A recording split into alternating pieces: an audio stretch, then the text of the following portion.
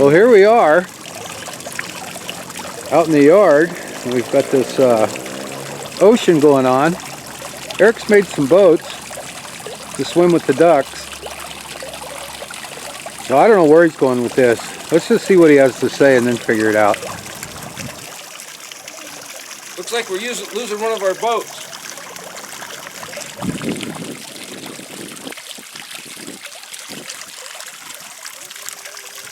We're going to talk about the word Navy. N-A-V-Y, the Navy. It's a military organization having to do with the water. What's that got to do with Paleo-Hebrew? Well, you know where the word Navy comes from. Why is the branch of the military that is on the water called Navy? Well, I didn't know, so I looked it up. I did some research on this matter. And I'll tell you what, I'm going to step away from this sound so I can not be too distracting with the water. That's a nice scene there. The word Navy comes from navigation, which is actually where we get the word nautical. In Latin, the letter U was actually the letter V. They didn't have the letter U, so you get the word nav and not, and then you put the T. Well, it's actually related to the word notary, which is that person you go to have your papers signed. I wonder if this, I think this is going to be too loud. Why don't we'll keep talking, but why don't we just kind of wander away from this? Keep the picture on the duck. Yahweh's Navy. There's the duck, Eric. Okay, we got the duck. We got eye candy. Okay, so the idea here is that there's a few words. What does Navy or nautical or notary have to do with anything? Well, you know, Yahweh refers to himself as Yahweh Zavot, Zadi Bet Aleph Vav Tav. The word Zadi Bet, literally, Zadi Bet Aleph, means, well, Zadi Bet is actually turtle. Zadi Bet Aleph is army, host, legion. Like to get your whole army about you so that you can conduct some sort of campaign or some sort of battle is Zadi Bet Aleph. And to put that in the plural is Vav Tav. So you got Zadi Bet Aleph Vav Tav. So if Zadi Bet is turtle, then you could say, well, he's Yahweh Zavot, master of legions of turtles, which is ridiculous. But that's the way the Hebrew language works. Tortoise. But it's also Zadi Bet is to swell up. So you have a turtle with this swollen shell on his back. So to put something in position, like a battle array, you look at a football field and you've got the two sides that line up on the scrimmage line and go at it. That's the same word as Zadi Bet. To put something in order, to arrange them, to organize, happens to be the same word as Ayin Resh Kaf, which is the root of the word Eric as in Erictology. It's also the word for city. So as you start looking at Hebrew, all these things are related. Aleph Vav Tav also, if you look in the dictionary, means sign, symbol, or signal. It actually, like an insignia, a logo, something that means something. It's also a letter of the alphabet. It's also where we get the word oat or oath. It's pronounced as oat. If the T, the Tav is pronounced in Hebrew, the Tav can be pronounced as either a T, an S, or a TH. So that's where we get the word oath. It means to consent or agree. So it's the symbol of an agreement. So if you write say if you don't know how to write, if you're illiterate, if you want to sign your name on a contract, you can just write an X. The letter Tav, the word spelled Tav Vav literally means to make a mark or a sign. So it's some sort of sign indicating your heart, your attitude, your mind, that you agree to something. That's an oath. Well, that's a letter of the alphabet. So I could read, if Zadi Bet means to be stationed or posted as a military arrangement, and that Aleph Vav Tav means a letter of the alphabet, then this idea that Yahweh is the master of legions, he's also the one that masterminded the arrangement of the letters of the alphabet, putting them in the chronological sequence of order so that they can spell words. The word Hey Gimel Hey, Haga, literally means helm, rudder, steering wheel, but also to navigate and to ponder, meditate, think, just to contemplate, and the spelling of words. The word Aleph Yod Tav, so if Aleph Vav Tav is the letter of the alphabet, Aleph Vav Tav literally means to spell a word. Aleph Tav Hey means to come or an entrance. Aleph Yod Tav Vav Nun is an entrance. Aleph Yod Tav Nun means strong, firm, steadfast, stable, ever flowing, like this constant flowing. We got a pump hooked up, but like a really trustworthy, firm, stable spring that you get your well water from, that's just constantly going, is the word Aleph Yod Tav Nun. Well, Aleph Yod Tav, remember I just said, means spelling a word. Take the Yod out and you got Aleph Tav Nun, and that's where we get the word etan or tonic, which means to gain strength or recover. What's all this about navigating the spelling of words as Yahuwah's navy? That's the place of recovery. That's the tonic of recuperation. So the whole idea here is to throw out a bunch of these words just to let you get a feel or a taste for how the Hebrew language works. There's another word that means to recuperate, which is cholam, het lamed vav mem, cholam.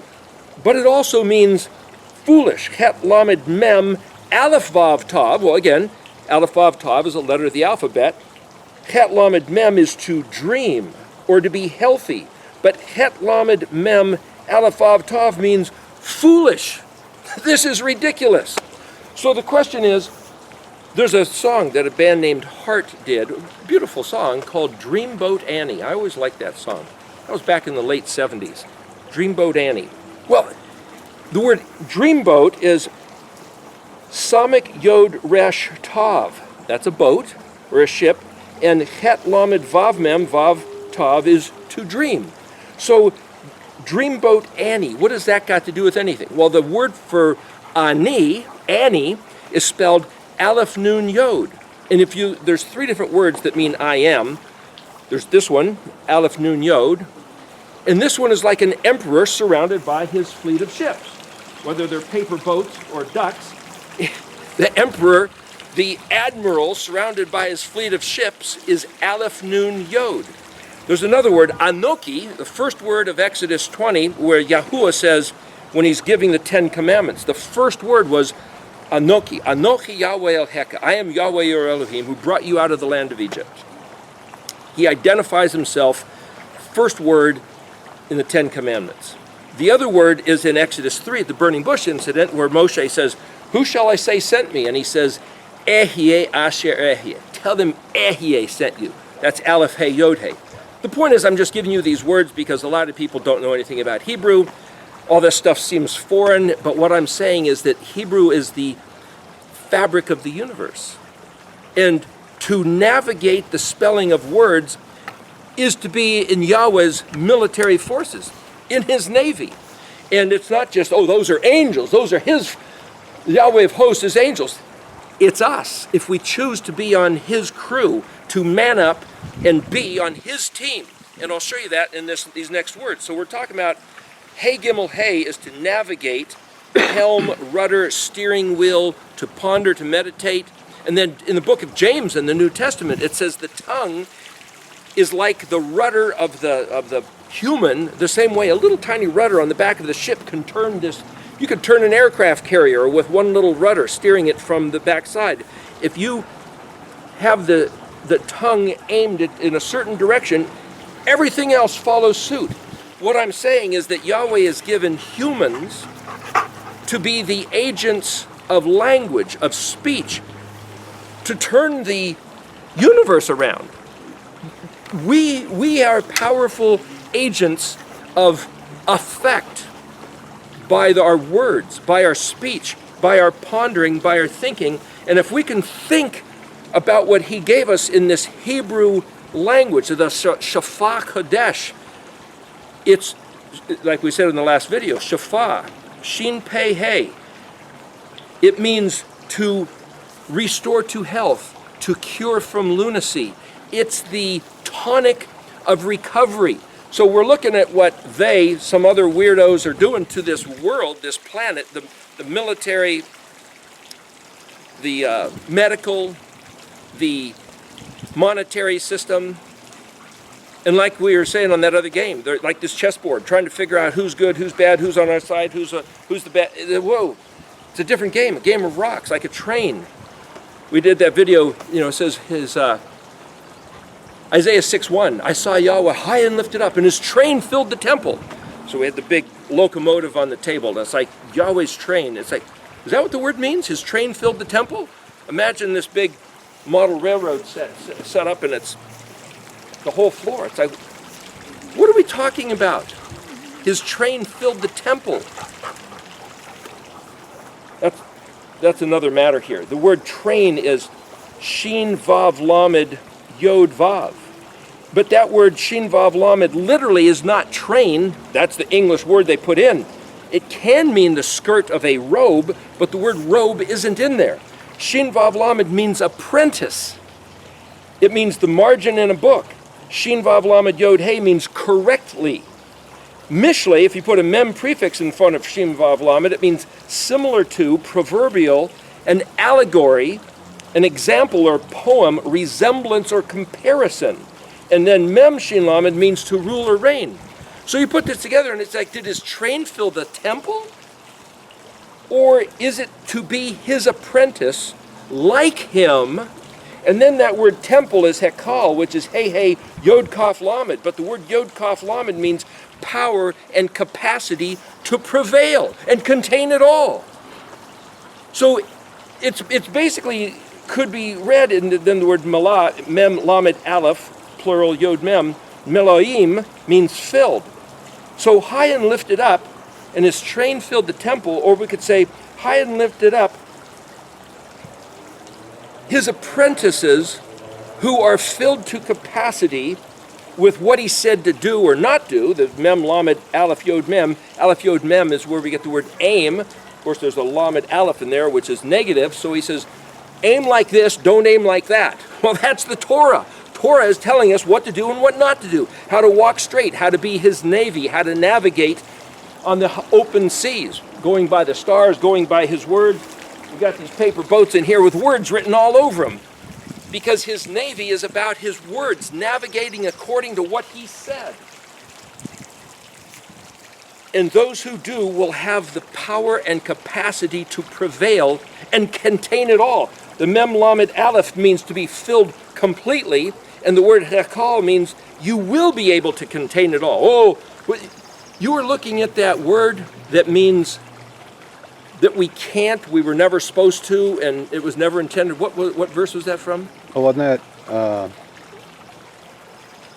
Ezekiel 20? Yeah, Ezekiel 20:24. Yeah. And depending on your translation, he gave us bad words that we can't live by. We're never supposed to live by. Three different translations. One wouldn't, another just couldn't, and another shouldn't. But people are saying that that's regarding the Torah. I completely disagree. I believe that Yahweh gave us, because we didn't want to keep his Torah, refused to keep his Torah, consider his Torah to be abhorrent, loathsome, distasteful, and whatever, disregard with a casual throwing it off, that he said, okay, I'm going to send you, disperse you into the nations and give you bad laws that you can't live by, never were supposed to live by. There are people who teach that that's regarding the Torah. Didn't you say that your uncle was into teaching that about 50 years ago up in Washington State somewhere? Yeah, it's just a rehash of the Seventh-day Church of God. Back then, it was they divided the moral law, the Ten Commandments, with the book placed in the side of the ark as a witness against them. So that's all irrelevant. So this is not a new teaching. This is the teaching that's been it's kicking around for a rehashed. long time. I can't believe they act like they discovered some new thing when it's been around forever. You can believe whatever you want. As I said before, you have this chessboard set up and it's like, is this game we should engage in? There's nothing wrong with chess. I think chess is a great game, but I was using that as a metaphor, a mishli, a proverb, an allegory for this greater matter. If we choose to understand what Yahweh said, be his navy, navigate what these words mean, how are these words spelled, it's all about him.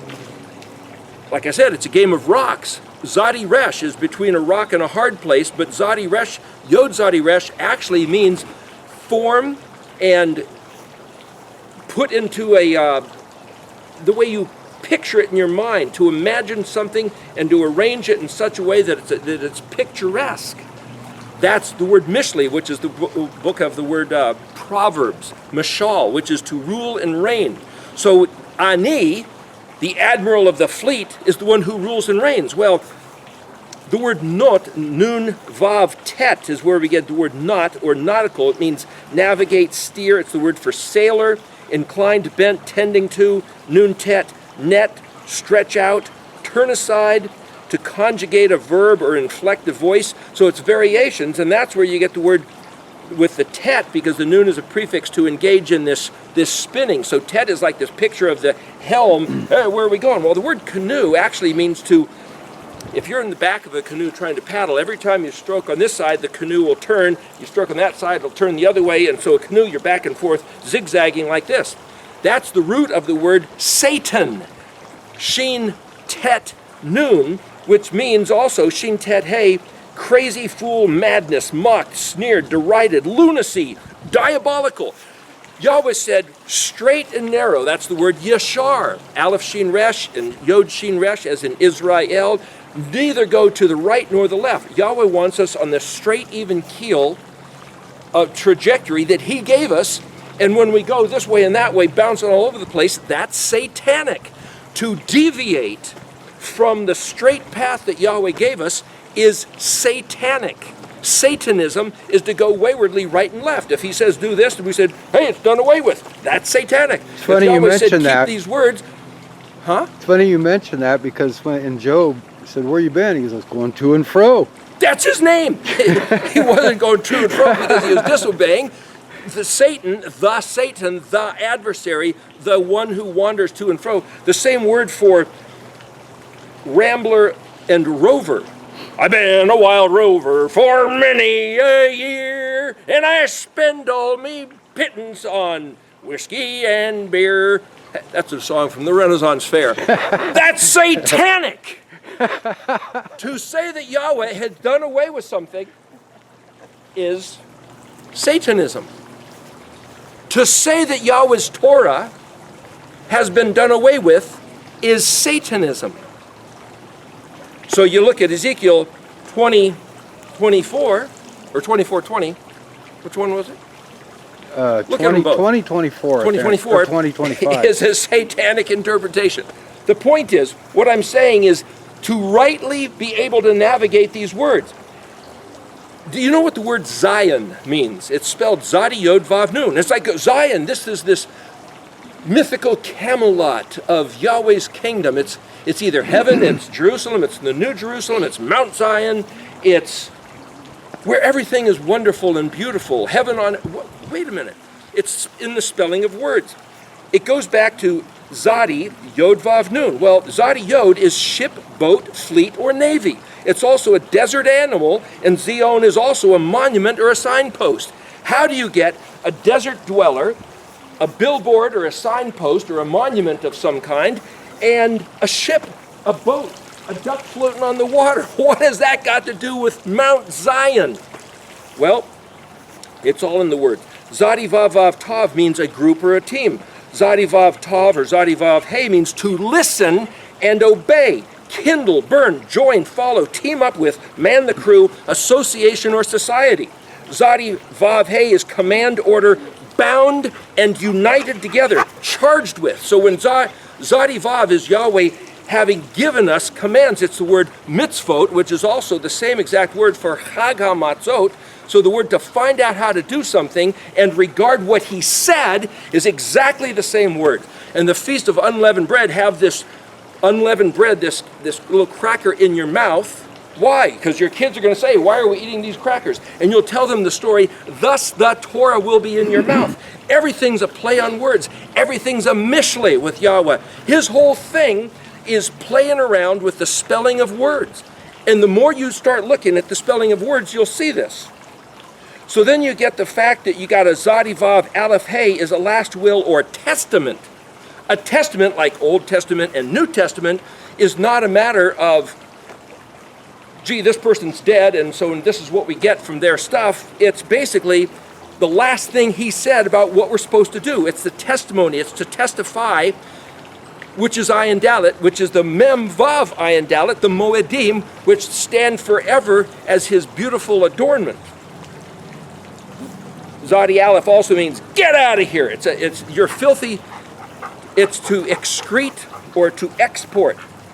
Going back to Zadi Bet, that word for turtle or to be posted, it also means stabilize, station, position.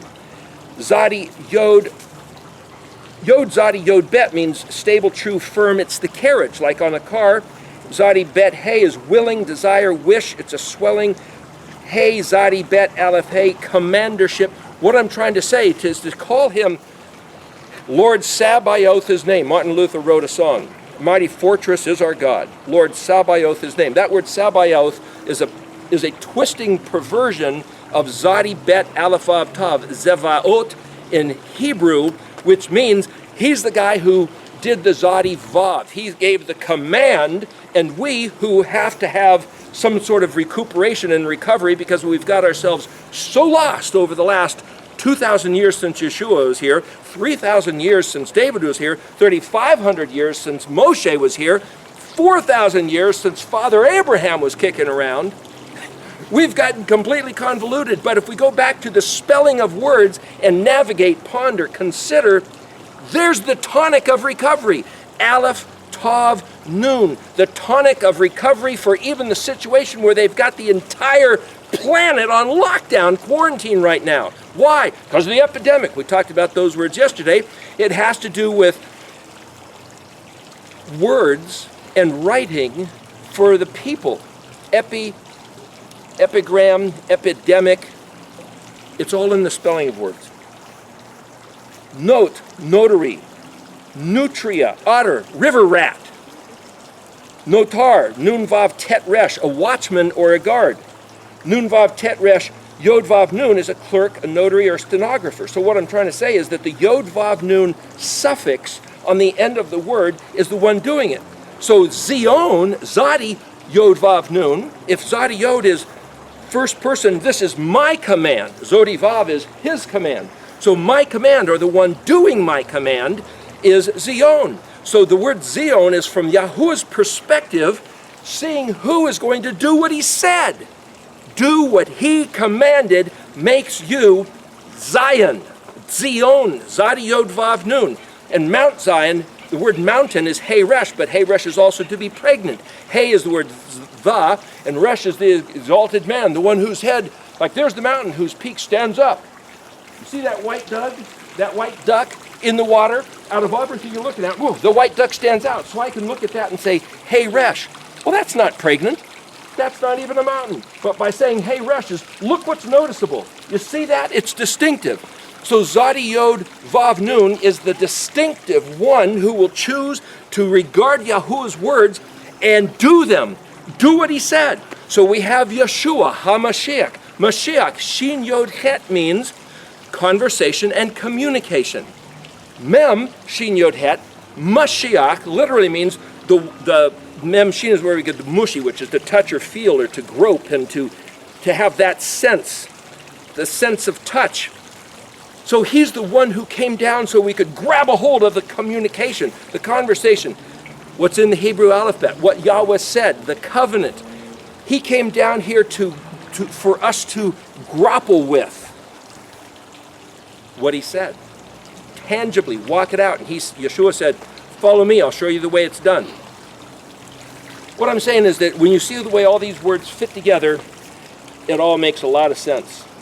So Nun Vav Tet Resh Yod Vav Nun, one who is engaged in these words as a Resh man, Hey Resh, the noticeable Remember, resh means head or honored or exalted. Nun vav yod, beauty or an ornament. Nun aleph hey, to be comely or befitting. Yod pe hey, ifa, fair, beautiful, improve. Well, yod pe hey, just to look at that word, yod, he will, pe is open, which is also the word mouth, and hey is to express. So to be engaged in the expression of the mouth is beautiful, and to be ameliorated or made charming is the word for het nun, chanini, which is the word for daisy, like this white flower with the orange center, kind of like the daisy is kind of the duck of the flower kingdom. Mixing metaphors, which is to be coquettish. And so Yahweh gave us that if we wanted to become coquettish or beautiful and alluring in his eyes, like how do you, we said the other day, how do you change Yahweh's expression? Learn his language. I forget where it was, I found this one verse where it even says that Yahweh can't resist when his people, even though they've been behaving badly, disgustingly, that when they learn his language and turn their hearts towards him to make him smile and do what he said, his heart melts. He just can't help himself but be enamored by his people. There's this word in Deuteronomy 39:10, because character assigned Yahweh his people Jacob, but that word character assigned is also made smooth, and then it says het bet lamed, which is to bind by taking a pledge, rigging in ropes. So when you have a ship, an old sailing ship where you had all these ropes and pulleys to move, to steer, to orient, that is the same word here in Deuteronomy 39:9, het bet lamed. It can mean to act corruptly, ruin, destroy, or injure, or writhe and travail, but it's also to bind by taking a pledge, rigging ropes, measured portion. It's where we get the word mortgage.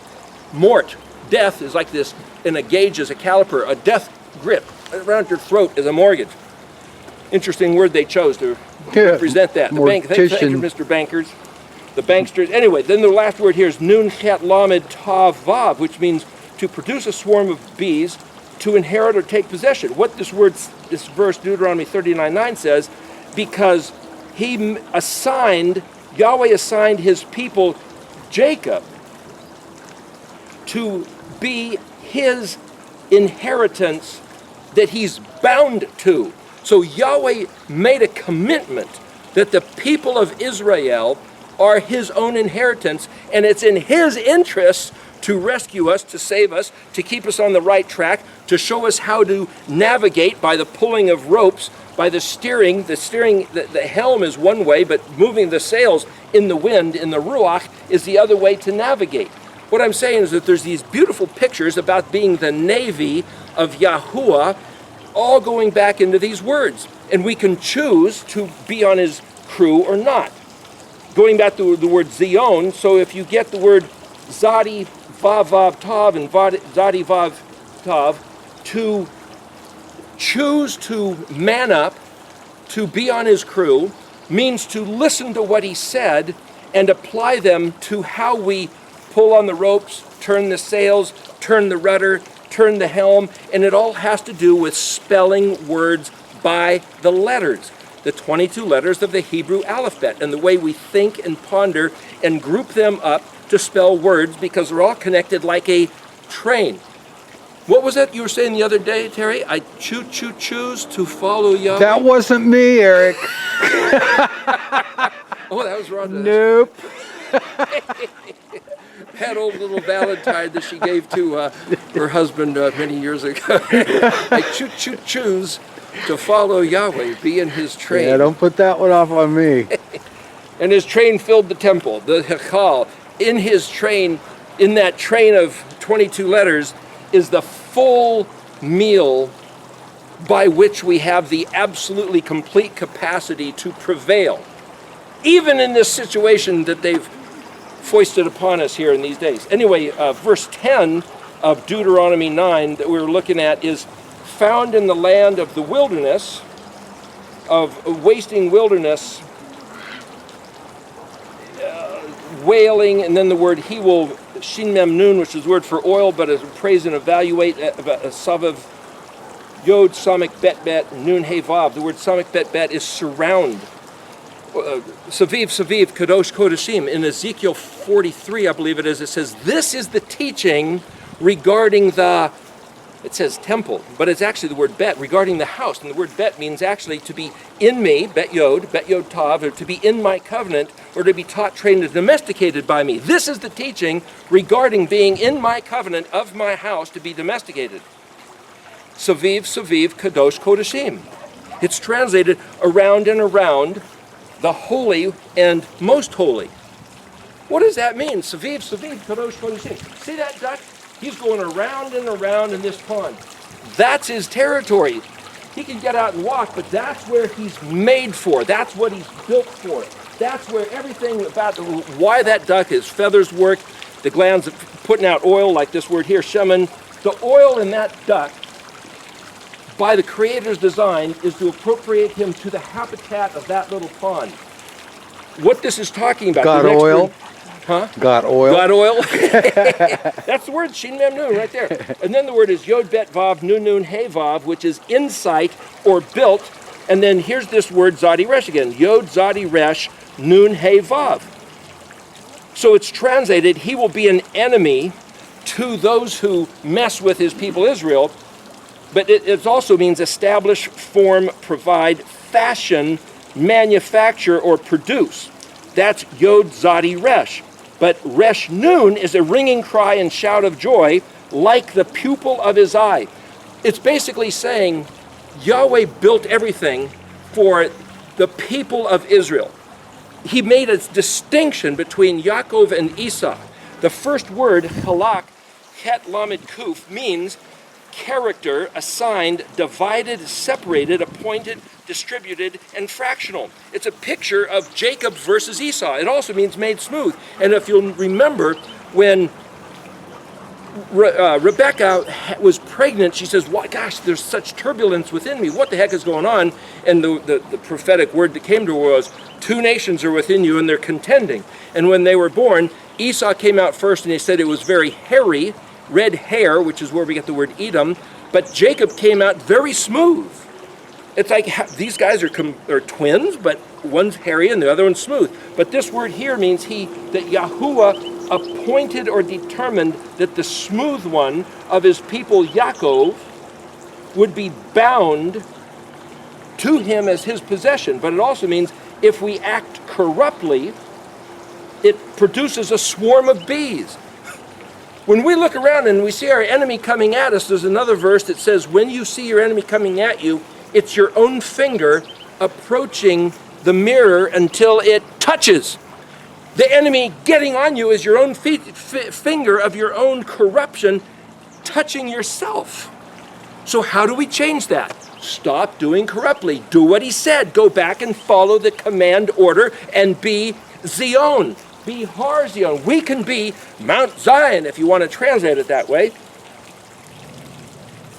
The word finger, Aleph, Zadi, Bet, Ayin, is also the word to paint, color, or dye. So when Yahweh wrote with his own finger on the tables of stone, they were in colors, which is one reason why I write everything in the various colors of doing the Paleo-Hebrew study. These are just different, another sticker I'm working on about a helm talking about this very concept. Just these, to write in various colors is to be able to be seeing things clearly, but it's also Paleo-Hebrew. Hebrew itself is the language of color that Yahweh painted with his finger painting on stone. His finger is what we want to touch us. And if we do what he says, it'll be a hand of compassion and warmth. The word is rachem, reshchet mem, warm compassion and mercy. And at Jeremiah 31, Ephraim was such a rebellious child, doing all sorts of crazy stuff, satanic, rambler, rover, spending all his money on whiskey and beer and with the harlots. And then he wakes up, he comes to his senses and he says, what have I done? Since my youth, I've just been a fool. I've been a fool. And then then Ephraim calls out and says, Yahweh, bring me back. You, pull my heart to you, bring me back, and I will come back. And as soon as he says that, Yahweh says, what? Is Ephraim such a delightful child, or my favorite son, that whenever I think of him, my heart grows fonder and fonder? This is where we are. And then Yahweh, right there, he says, make billboards, highway markers, stepping stones, the word Zion, or the derivative of the word Zion, for yourself. Make them for yourself to conduct your heart along the path, that straight path that it should be walking. So that's a related word to the word for shield or large shield. So we have this writing called the Shields Project at erictology.net, which you can read. It's 180 pages or so, where the idea is to make these shields with Yahweh's words in Paleo-Hebrew written in this spiral pattern on the shield. It's the shield that we use as our defense to cover us. It's also the stepping stones to walk on. He told Ephraim, make these stepping stones, billboards, road markers for yourself to conduct your heart on the path it should be walking. And at Jeremiah 31, everything turns around. It's like in Ezekiel 36:23, everything turns around when we turn around and make his Shem Hagadol Kadosh. When we go back and make his great name pure and sacred, it's in his words, it's in his letters. Then he will come in and, as it were, fill those shoes. This great champion of fabled yore, the one who so many centuries ago we heard stories about. Why doesn't he do it? There's one of the Psalms where it looks like, I think it was David wrote it, and he says, gosh, you gave me all these promises, but where is it? Look at the circumstances of life. Everything seems to be quite contrary and opposite. It's like, when are you going to do what you said? When we do what he said. Everything's contingent and hinged. It's all if this, then that. Hinged like a fulcrum, the teeter-totter. He said he'll do all this stuff, but it's waiting for us to do this stuff, and then that happens. There's all these pictures in the Hebrew. Zadi, Yod, distinguished, characterized, make a mark, notate, notary. He talks, he gives, forget where it's written, but he gives his melach, his angel, his messenger, an inkhorn, and he says, go out and mark the forehead of all the people that sigh and groan over the horrible things being done in the city. Put a mark on their forehead, and then send another angel of death out to kill everybody that doesn't have the mark. It's the opposite of those organizations that want us to take some sort of mark of the beast, that we can't buy or sell unless we take that mark. Is that some new currency? Is it some RFID chip? Some new vaccine? Is it some new vaccine? Is it some barcode? I don't know what those guys are planning, but I know what Yahweh planned. There's this phrase kicking around these days, follow the plan, follow the plan. You've got the invisible guys that are trying to run the world. You've got certain more visible guys trying to run various countries, but there's Yahweh. He has already given us, inscribed with his own finger on the tables of stone, the instructions, the Zadi Vav. And if we choose to be on his crew, navigating the spelling of his words, we are Zion. And his plan will prevail. It can't not prevail. It's the winning team. If you want to be on the winning team, be on Yahuwah's team and learn his language and do what he said. There was a fellow at a restaurant years ago, and I saw he was wearing some satanic emblem, and I said to the guy, why would somebody intentionally choose the losing side? Are they fools? Do they just not care? Maybe they don't know?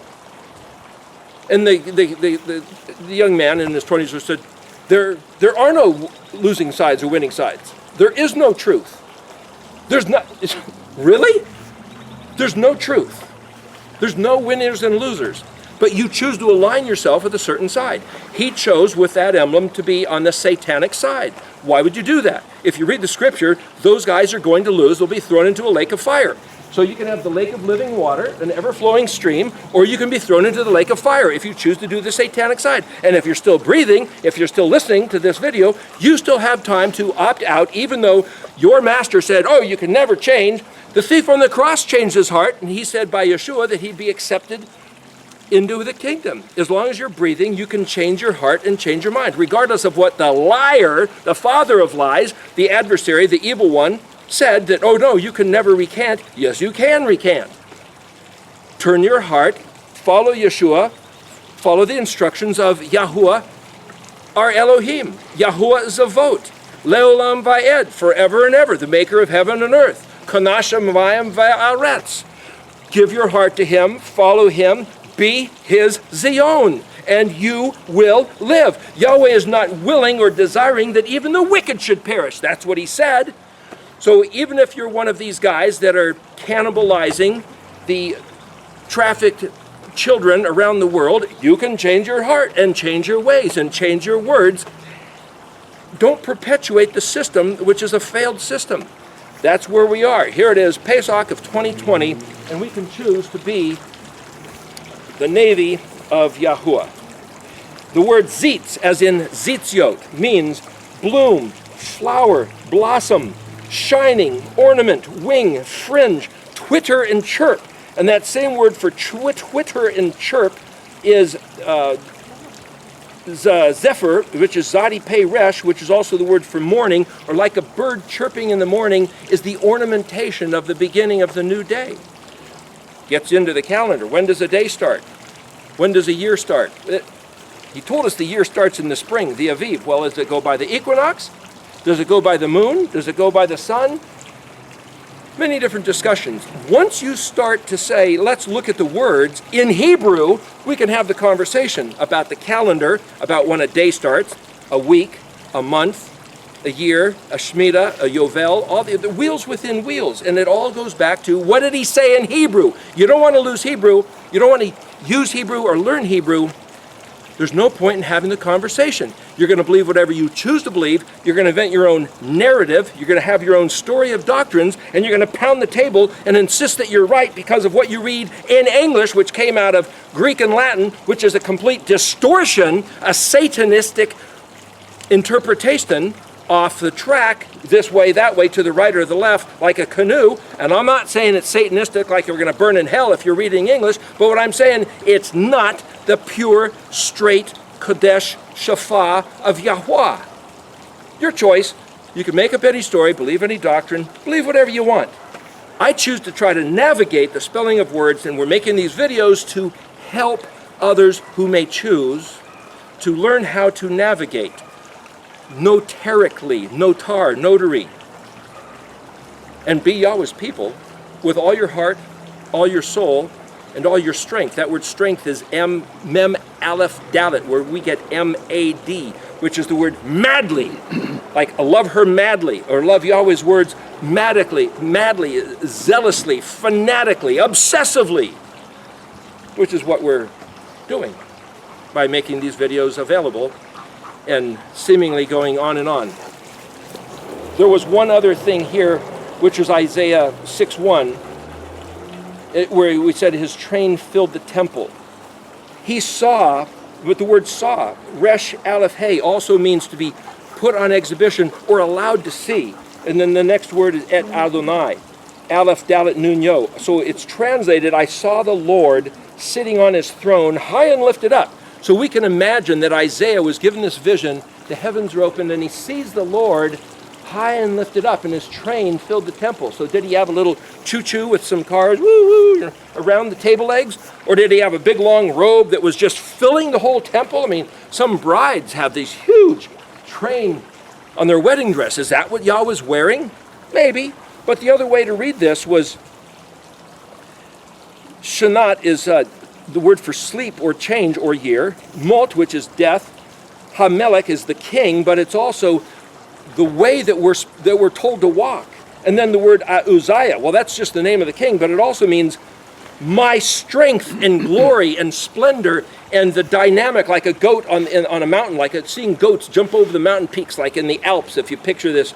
That's the word for high mountain and just incredible, like how does he do that, is the word Ayin Zion, Oz, as in the word Oz, like the land of Oz in the Wizard of Oz movie, or Ozzy, like Ozzy and Harriet, or the guy in the band, Ozzy Osbourne. The same word, Oz, Ayin Zion Yod, my glory, my strength.